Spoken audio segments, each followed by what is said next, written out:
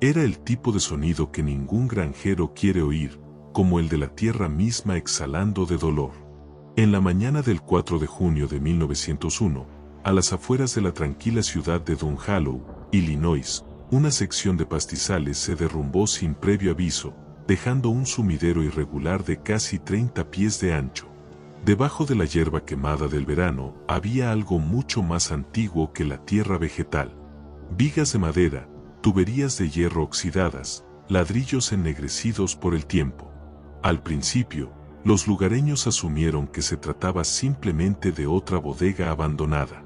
Pero luego vinieron los olores empalagosamente dulces, como de mentiras podridas. Y luego vinieron los huesos. El agrimensor del condado detuvo la excavación casi inmediatamente después de que los trabajadores descubrieron la primera mandíbula humana todavía conectada a un aparato ortopédico oxidado. En cuestión de una hora se desenterraron 6 conjuntos más de restos. Todos adultos, todos comedidos. Pero eso no fue lo más extraño. Lo que más desconcertó a los funcionarios fue un gran cartel corroído desenterrado justo más allá del sumidero. Su inscripción, apenas legible por el óxido y la suciedad, decía, Sanatorio, Est. 1871. El problema es que nadie en Dunshallow ni en ningún registro del condado cercano había oído hablar de ello. Sin dirección, sin fundador, sin registros de cierre y sin sobrevivientes. Y, sin embargo, en las semanas siguientes, a medida que se difundían las noticias y los periodistas llegaban al lugar, se sacaron docenas de mapas históricos de los polvorientos archivos de las bibliotecas. Y allí estaba, claro como el agua, marcado a las afueras de la ciudad en varios atlas de los años 1870 a 1890, el Sanatorio Riverside, un centro de tratamiento de la tuberculosis. Pero ¿cómo pudo una institución médica a gran escala desaparecer sin dejar rastro?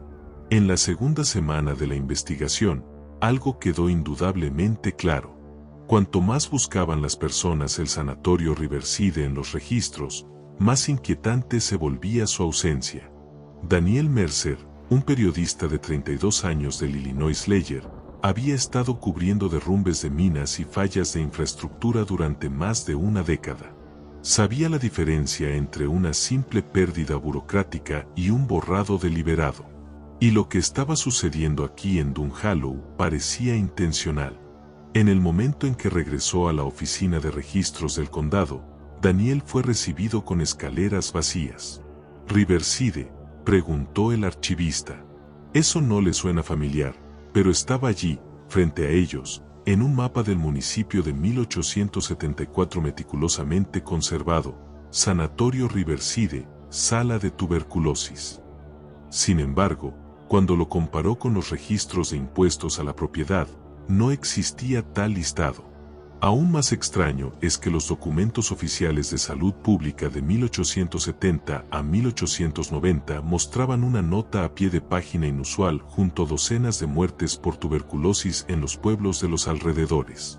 Decía simplemente, deceso bajo tratamiento en RS. No hay más documentación. Daniel siguió el rastro documental hasta las ediciones archivadas del Dunshallow Gazette. Lo que encontró fue un patrón de omisión sutil, casi quirúrgico. Entre 1871 y 1883, se registraron casi 200 muertes relacionadas con la tuberculosis, pero no se habían publicado obituarios, ni anuncios funerarios. En lugar de ello, apareció un párrafo repetitivo: la familia desea agradecer a las autoridades locales y a los profesionales de la atención por su apoyo. El difunto ha sido devuelto al abrazo de Dios por misericordia desconocida. Misericordia desconocida. Sonaba como escritura, pero más como un código. Daniel comenzó a entrevistar a familias locales. La señora Oberyn, una maestra jubilada de 89 años, levantó la vista de su mecedora. Mi abuelo solía susurrar sobre ese nombre. Dijo que era allí donde enviaban a los que estaban demasiado lejos para orar. Dijo que el edificio podía escuchar, que te hacía olvidar quién eras. Allí no enterraban a la gente, simplemente dejaron de existir. En una caja sin archivar en Springfield, encontró correspondencia entre un funcionario de salud estatal, el Dr. Arthur Fenn, en 1882, y un administrador de instalaciones anónimo en Dunshallow. En la carta final, el tono del Dr. Fenn había cambiado dramáticamente. He revisado sus informes. Las tasas de mortalidad son estadísticamente improbables. Debo insistir en una auditoría en persona antes de fin de mes. No hubo respuesta en el expediente, ni auditoría, ni orden de cierre.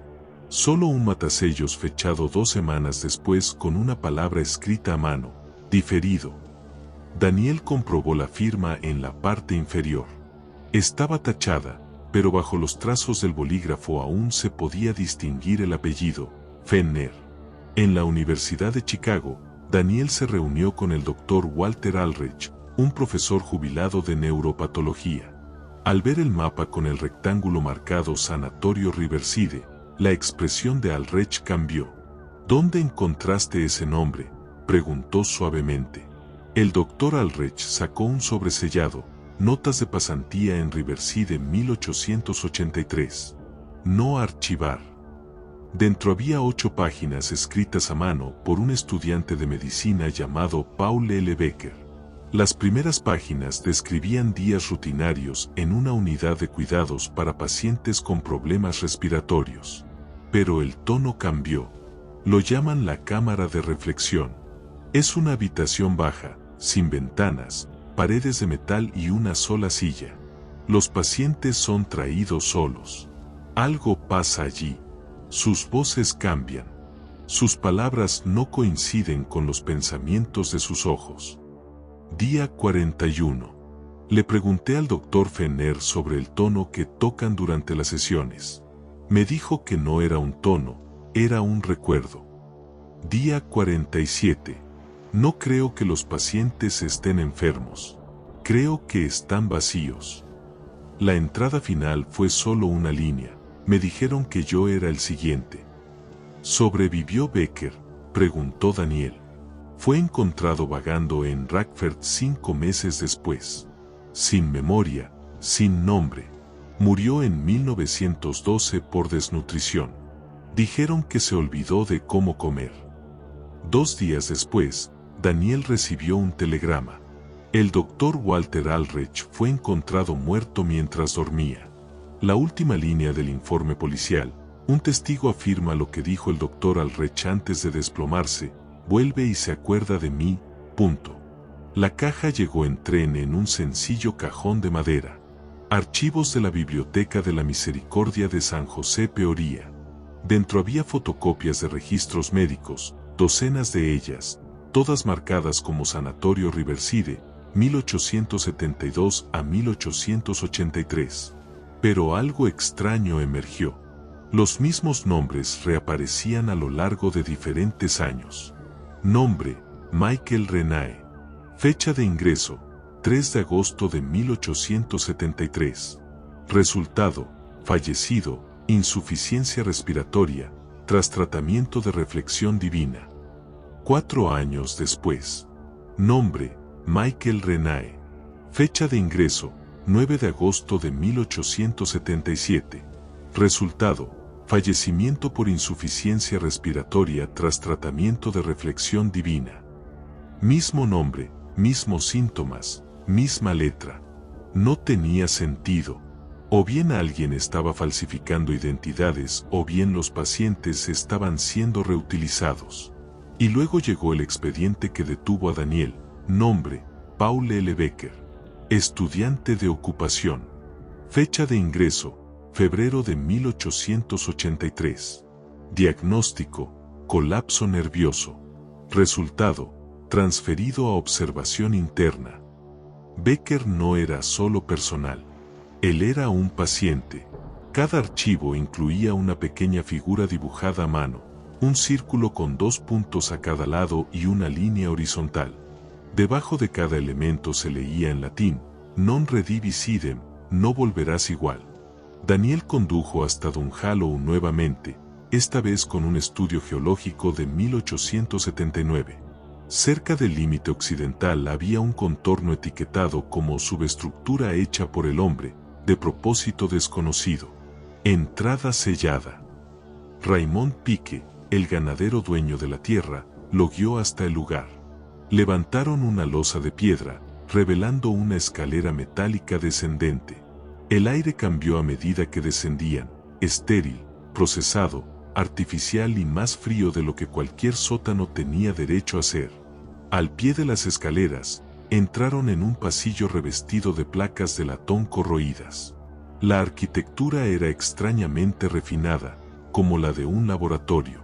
Daniel pasó la mano por la pared, revelando un grabado, reflexión interna. Corredor C. A mitad del camino llegaron a una puerta de acero con un mapa de las instalaciones. Mostró una extensa red de cámaras, ala de observación, celdas de procesamiento, sala de tonos, sala de calibración, vestíbulo de transferencia y en el centro, la sala Nexus. Pero lo que más sacudió a Daniel no fue el mapa. Era lo que se había rayado a mano, un círculo, 2 puntos, una línea horizontal y debajo, no volverás igual. Esto no era un hospital, murmuró Daniel. ¿Entonces qué fue?, preguntó Raymond. Daniel miró el mapa. Era una fábrica. La primera cámara era estrecha pero precisa, llena de paneles de control fusionados en las paredes. En un panel había un dial oxidado, variación de tono, grupo 2. No era equipo médico del siglo XIX. Algunas de las etiquetas no estaban en inglés. Encontraron una cámara que era mezcla entre sala de conferencias y quirófano. Los asientos descendían hacia un foso central montado con una celosía de vidrio y cableado de cobre. 4 altavoces enormes apuntaban hacia adentro. Un panel decía, registro de sesión sujeto 94B. Frecuencia de estímulo 412 Hz. Duración 43 minutos. Resultado, sobreescritura parcial lograda. Red de memoria inestable. En el suelo, grabado a mano, vi su cara. Entonces se convirtió en mío. El siguiente cuarto reveló un dormitorio con 20 o 30 camas individuales con correas de cuero. Sobre cada catre había una placa de cerámica negra, todas mirando hacia una sección vacía de la pared. Al entrar en ese espacio, la linterna de Daniel parpadeó y se apagó. ¿Lo sentiste?, preguntó. Raymond asintió, como algo que tira detrás de los ojos. Encontraron una vitrina sellada con filas de dientes montados sobre tallos de metal como especímenes. Un mural grabado mostraba un rostro partido por la mitad, una mitad sonriendo, la otra llorando, ambos lados sangrando por las orejas. En una cámara etiquetada como registro y orientación, encontraron la oficina de admisión. Un cartel deformado decía, bienvenido a Riverside. Tu sanación comienza hoy. El consentimiento voluntario es el primer paso hacia iluminación. Docenas de formularios de admisión, cada uno etiquetado con una designación. Sujeto 12A, estado de cumplimiento pasivo. Sujeto 14C, estado de resistencia leve, reeducado. Sujeto 22B, estado de disolución total. Cada archivo comenzaba. El paciente ha expresado su disposición a participar en terapias de alineación cognitiva a cambio de comida, refugio y restauración espiritual. El sujeto no tiene parientes más cercanos. En correspondencia externa encontraron cartas pidiendo información. Estimado Dr. Fenner, me dijeron que mi esposo Thomas fue transferido a su cuidado. Está viva. Mi hija Sara fue llevada a su sanatorio. Me prometieron actualizaciones. Por favor, solo tiene 15 años. No se había abierto ni una sola carta. En un diario encontraron listas de admisión con códigos de tema, edad, nivel educativo, cumplimiento, clasificación de riesgo, tono sugerido, rango de frecuencia. La última columna, reutilizable. Nunca se ofrecieron como voluntarios, ¿verdad?, dijo Raymond. Daniel negó con la cabeza. No, fueron elegidos. Lo único que ofrecieron fue ser pobres. Olvidados. La cámara etiquetada como sala de calibración de tonos tenía cables colgando del techo, cajas de cerámica agrietadas y terminales de altavoz oxidadas. Al fondo se alzaba un panel de control con diales congelados. Daniel accionó un interruptor. Un zumbido cobró vida. De un altavoz se escuchó un tono lento, luego una voz débil, infantil. ¿Sigo siendo yo? Sigo siendo yo. Luego otra voz, mayor, masculina, identificar la conciencia de base, ajustar la variación del tono. El sujeto no responde. Iniciar sobreescritura. Y luego un grito. Eso no es reproducción, dijo Raymond. Son residuos. Campos eléctricos lo suficientemente fuertes pueden atrapar el sonido. Estás escuchando lo que la habitación recuerda. En un cuaderno encontraron anotaciones. El paciente del tono 73B mostró disociación del lenguaje en 5 minutos. Tono 112D. El sujeto comenzó a repetir el código del paciente anterior. Sangrado cruzado confirmado. Una nota en cursiva. El alma puede reescribirse. Los archivos revelaron que Julius Fenner fue expulsado de la Universidad de Heidelberg en 1866 por búsqueda de la replicación de la conciencia. Llegó a Illinois bajo autorización de la Ordo Sancti Malleus, una orden médica privada que creía que el alma podía dividirse, almacenarse y replicarse. Fenner adquirió terrenos en Dunshallow bajo el alias de James Fenner, específicamente buscando una caverna subterránea natural para estudios acústicos. No había trabajado solo. Los registros mostraban contactos, M. Osborne, logística, A. Calder, ingeniería de sistemas de tono. Eran ingenieros de identidad. En una estrecha cámara encontraron una capilla con bancos, un altar de piedra con sujeciones metálicas y vidrieras pintadas desde dentro.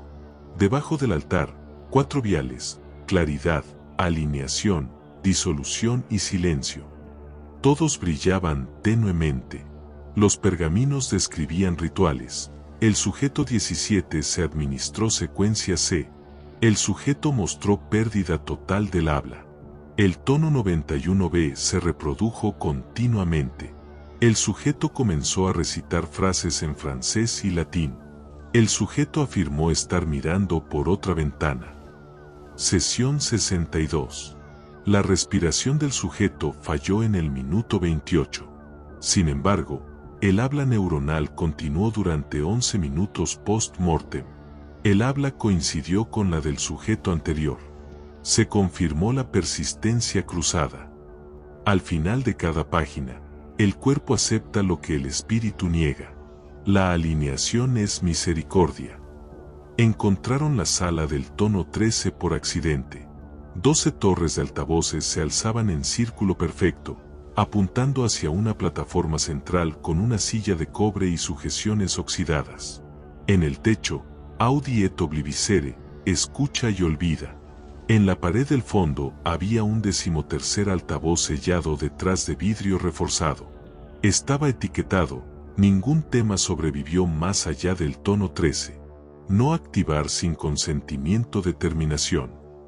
Los registros mostraban: sujeto 38, identidad completamente desvanecida en 9 minutos, comenzó a hablar con voces de sujetos anteriores. Sujeto 44 se negó a hablar después del tono 13. Miró a la pared y susurró: me pusiste dentro de la piel equivocada, punto. Reprodujeron carretes de tonos 1 al 12. Hacia el tono 12, los ojos de Daniel comenzaron a llorar por la presión. El tono 13 nunca se tocó. El carrete se cortó, reemplazado por una voz susurrante: no dejes que termine el tono 13. No dejes que encuentre tu forma. Encontraron archivos de pacientes que habían abandonado Riverside. No fueron dados de alta normalmente. Eran fragmentos reinsertados en la sociedad. Sujeto 19 liberado. Estado de baja integridad. Sin recuerdo de residencia anterior. Patrones cognitivos muestran contaminación del espejo. Sujeto 07 se colocado en fuerza laboral civil. Leve hemorragia de identidad. Monitor de sueños recursivos. Una nota escrita a mano. Él dice mis pensamientos antes que yo. Me hace olvidar cuáles eran míos. Creo que alguna vez fui enfermera. Mi espejo dice lo contrario. Un documento marcado como orden de revocación. Sujeto 28B. Contención fallida. Desarrolló eco vocal intrusivo en público.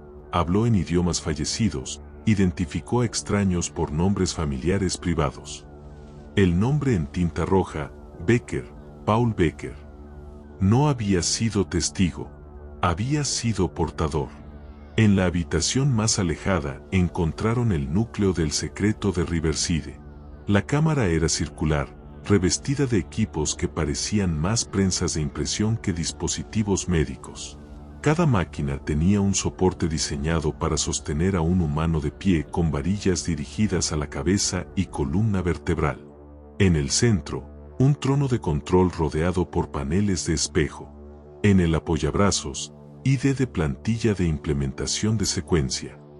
Los registros revelaron el objetivo: aislar, capturar y replicar la red de identidad esencial de sujetos de alto funcionamiento. Establecer plantillas repetibles. Mineprints transferibles a hosts compatibles.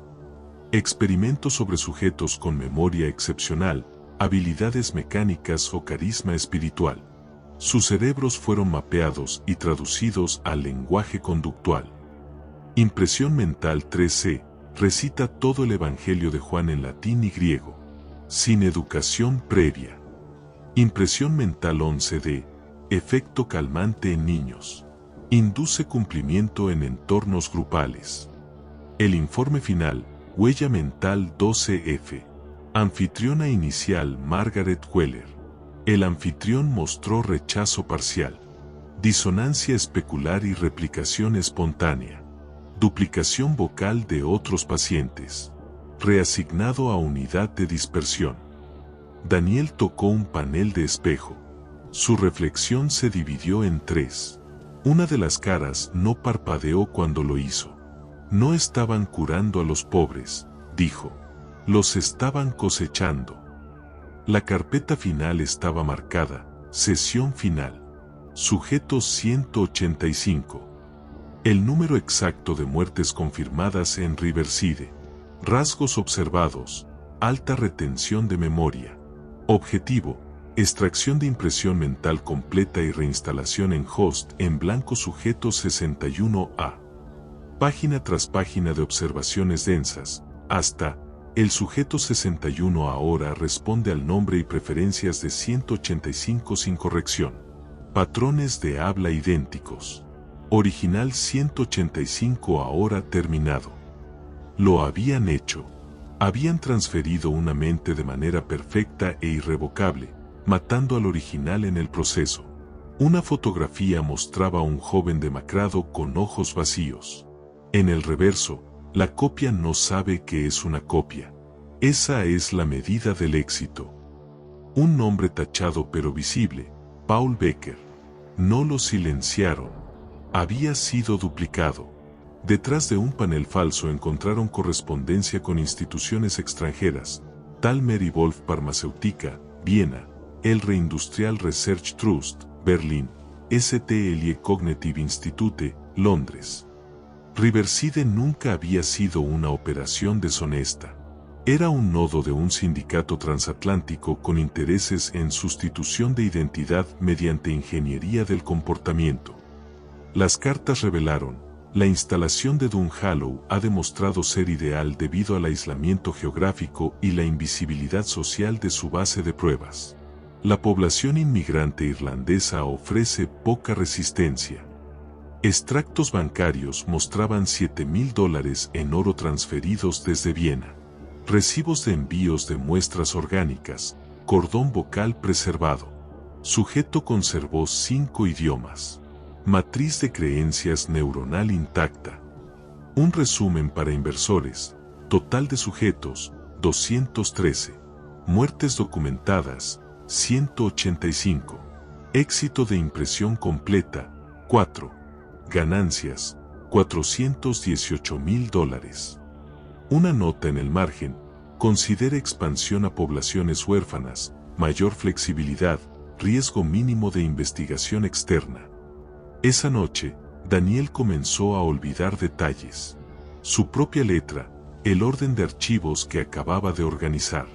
Llamó a su hermana, «Soy yo, ¿verdad?». Ella se rió. ¿Qué clase de pregunta es esa? Pero no dijo que sí. A la mañana siguiente, un sobre bajo su puerta, «Ya ha sido demasiado lejos». La curiosidad se convierte en complicidad.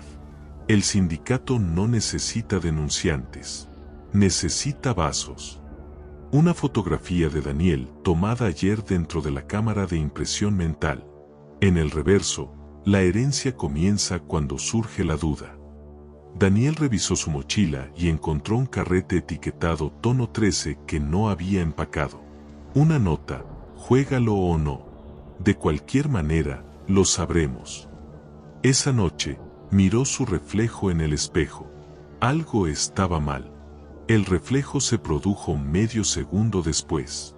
Y cuando se levantó, sonrió antes de que él lo hiciera. Al amanecer, Daniel decidió hablar con el alcalde Charles Rohr. Le contó todo, su investigación, los experimentos, el número de muertos. El alcalde lo escuchó y dijo, «Riverside, creo que he oído hablar de ello. ¿No es ese el antiguo hospital de la misión en el norte del estado?». «No», dijo Daniel rápidamente. «Estuvo aquí mismo en Down Hollow». «No, hijo, nunca ha habido nada parecido aquí». El registro médico oficial no mencionaba Riverside, ni Fenner, nada. Se acercó a la señora Oberyn. Ella sonrió. «¿Te acuerdas del hospital del que hablamos, Riverside?». «Oh, no, querida. Creo que me has confundido con otra persona». Detrás de ella, 3 personas más lo miraban inmóviles, todos sonriendo, todos parpadeando desincronizados. Era como ver a un pueblo ensayar normalidad a partir de un guión que no entendían. La ciudad no había sido dejada intacta. Había sido editada. Daniel condujo por 3 condados y durmió en su coche. Por la mañana intentó recordar dónde había aparcado. No pudo. Su cuaderno tenía nuevas marcas que no recordaba haber escrito, en una letra que no era la suya. Integración incompleta. El ruido persiste. Tono inestable. Daniel entendía las palabras sin traducir. Ayer no conocía este idioma. Buscó un espejo y se miró fijamente. Luego susurró algo antes de pensar. Sujeto 185. Se requiere prueba de estabilidad. Esa voz no era la suya. En su bolso estaba el carrete del tono 13. No lo había empacado, pero estaba allí y estaba esperando. Daniel condujo hasta un laboratorio de audio universitario. Tenía 2 opciones, jugarlo o destruirlo. Pero cuando levantó el carrete, recordó la frecuencia como una vieja canción. Recordó cómo se sentía dentro del cuerpo. No su cuerpo, el anterior. Y por primera vez, Daniel se hizo la única pregunta que importaba. ¿Estuve alguna vez fuera de ello? Porque tal vez la razón por la que el sindicato no lo silenció fue porque ellos lo construyeron. Quizás nunca había descubierto nada. Quizás esta fue la prueba final. Un denunciante al que nadie podía creer. Alguien que dice la verdad y cuya voz ya estaba escrita. Daniel cogió el carrete. Su mano se cernía sobre la máquina. Y en el panel de cristal, su reflejo parpadeó medio segundo demasiado pronto, como la última vez.